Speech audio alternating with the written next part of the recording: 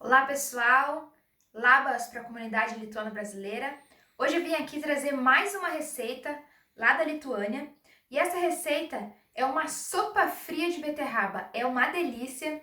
Eu recomendo muito vocês fazerem em casa, testarem, é bem simples de fazer. E se você gostar dessa receita, se você gostou, quer mais receitas da Lituânia mesmo ou de outros lugares, por favor deixe seu like, também se inscreve no canal. E um abração para vocês. Bora lá assistir essa receita?